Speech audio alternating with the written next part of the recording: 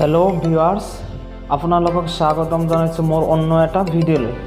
Viewers আজি হৈছে world rabies day বা ৰেবিছক জুনোসিছ ডিজিজ বুলিও কোৱা হয়। তো ৰেবিছ হৈছে কুকুৰে কামুৰিলে যি বেমাৰ হয় বা কুকুৰ মেকুৰী যিয়ে নধৰক কিয় এইবিলাক কামুৰিলে যি বেমাৰ হয় সেই বেমাৰক ৰেবিছ বুলি কোৱা হয়। ভিউয়াৰ্স কুকুৰ বা মেকুৰীয়ে কামুৰিলে ফাৰ্ষ্টতে আমি কি কৰিব লাগে। ভিউয়াৰ্স কুকুৰ বা মেকুৰীয়ে যিখিনি ঠাইত কামুৰিছে সেই ঠাইখিনি কুহুমীয়া গৰম পানী বহু সময়লৈকে ঢালিব লাগে আৰু সেই কামোৰা ঠাইখিনিত ভিটা চাবোনেৰে ভালকৈ চাফা কৰিব লাগে। কামোৰা ঠাইখিনিত কোনো ধৰণৰ চিলাই লগাব নালাগে।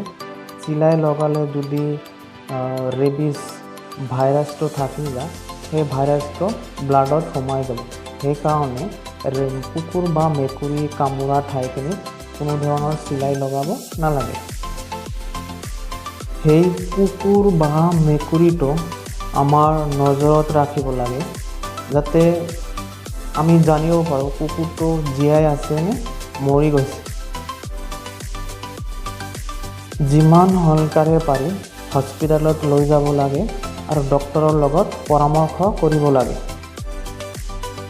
ৰেবিছ বা জুনোটিক ডিজিজৰ পৰা হাত সাৰিবলৈ আমি যিবিলাক পোহনীয়া জীৱ জন্তু বা পেট এনিমেল যিয়ে নকওঁ কিয় এই পোহনীয়া জীৱ জন্তুক ৰেবিছ ভেকচিনেটেড কৰি ৰাখিব লাগে।